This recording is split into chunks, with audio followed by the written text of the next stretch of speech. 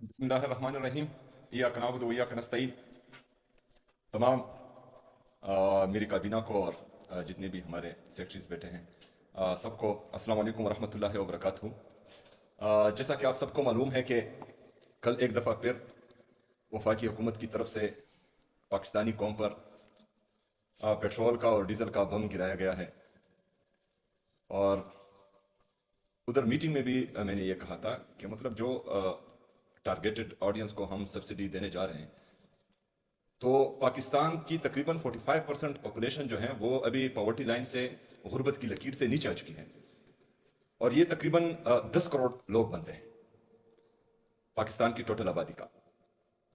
तो ये जो इम्पैक्ट है महंगाई का, ये हमारी इन गरीब आवाम पर जो तकरीबन अभी 45% तक पहुंच चुकी है।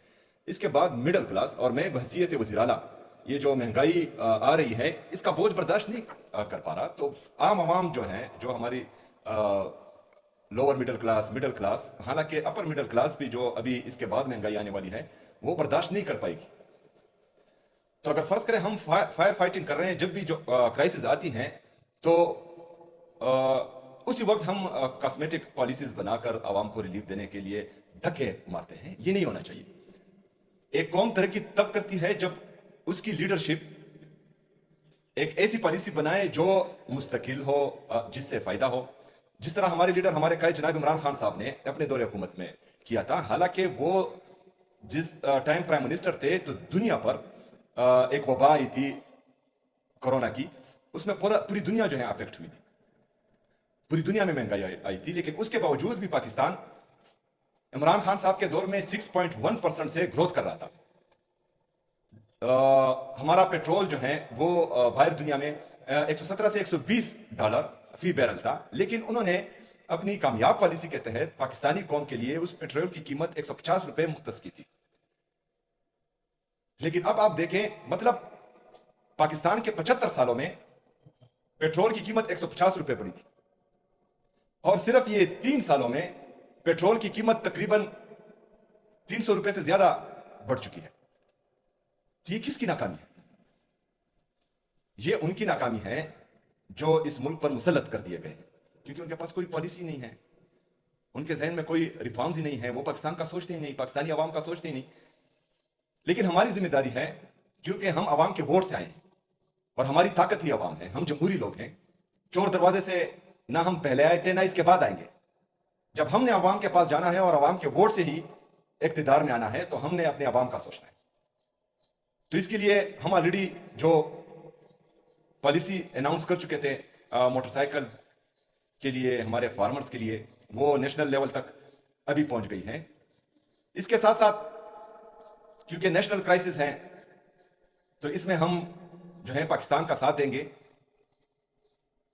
हमारे कुछ सूबाई जो रकूम थे फेडरल गवर्नमेंट के साथ, उसमें कुछ कटौती हो रही थी। इसी वजह से हमने जो मीटिंग्स की, बहरहाल हमने अपनी सूबे का मुकदमा लड़ा, क्योंकि यहाँ पर फ्लैश फ्लड्स और क्लाउड बस्ट की वजह से हमारा जो नुकसान हुआ था उसमें हमने पैसे दिए। हमारा एनएफसी का शेयर वफाक हमें नहीं दे रहा। हमारे कबायली अजला जो एडमिनिस्ट्रेटिवली इंतजामी तौर पर खैबर पख्तूनख्वा में मर्ज हुए हैं, लेकिन अभी तक वफाक ने फाइनेंशियली मर्ज नहीं किया।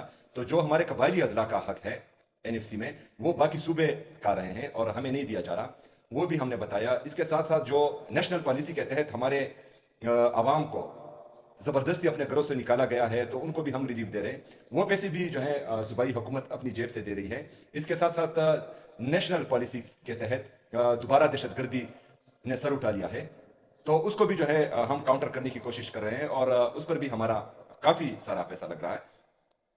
तो ये सारी बातें जो हैं हमने उनके सामने रखी, और जो उनका इरादा था हम पर कट लगाने का, तो वो हमने इंतहाई दर्जे मिनिमाइज कर दिया। मुज़म्मिल असलम साहब भी वहाँ पर मौजूद थे, उन्होंने भी बेहतरीन मुकदमा लड़ा। मैं उनको भी खिराज तहसीन पेश करता हूँ।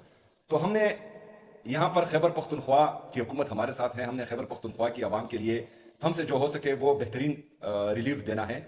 और इसके साथ साथ खैबर पख्तूनख्वा की आवाम के साथ हमने पाकिस्तान का मुकदमा भी लड़ना है, क्योंकि हम समझते हैं कि जो अवामी मैंडेट के साथ आते हैं वो पाकिस्तान का ही सोचते हैं, लेकिन जो चोर दरवाजों से आते हैं उनको सिर्फ जो है अपने लिए जहाज खरीदने के लिए का मौका ही होता है, बाकी जो है वो अवाम का नहीं सोचते।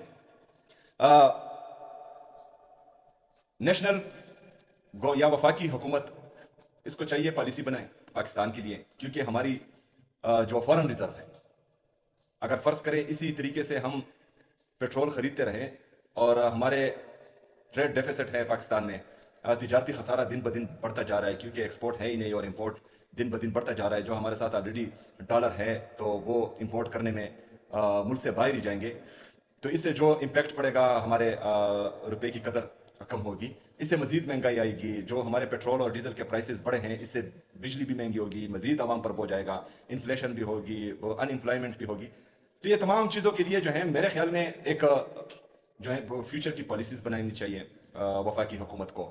कोई प्लान सामने लाना चाहिए, फायर फाइटिंग नहीं होनी चाहिए। जिस तरह इमरान खान साहब ने पाकिस्तान का जीडीपी ग्रोथ 6.1% पर लेकर गए थे, हमारा इंडस्ट्रियल ग्रोथ हो रहा था, हमारा एग्रीकल्चर ग्रोथ हो रहा था, हमारी रेमिटेंसेज पाकिस्तान की तारीख में पहली दफ़ा तकरीबन $33 बिलियन तक पहुंच चुके थे। हमारा ट्रेड सरप्लस था, क्योंकि एक्सपोर्ट ज़्यादा हो रही थी, इंपोर्ट कम हो रही थी और पाकिस्तान तरक्की कर रहा था। लेकिन बदकिस्मती से वो हुकूमत गिराई गई बेरूनी साजिश के जरिए, और कुछ लोगों को मुसल्लत किया गया और कहा गया कि पाकिस्तान तरक्की करेगा। तो इस नहज पर हम पहुंच चुके हैं कि आज जो है हमारे गरीब आवाम तो छोड़े, मिडिल क्लास तो छोड़े, अपर मिडिल क्लास वाले लोग भी रो रहे हैं।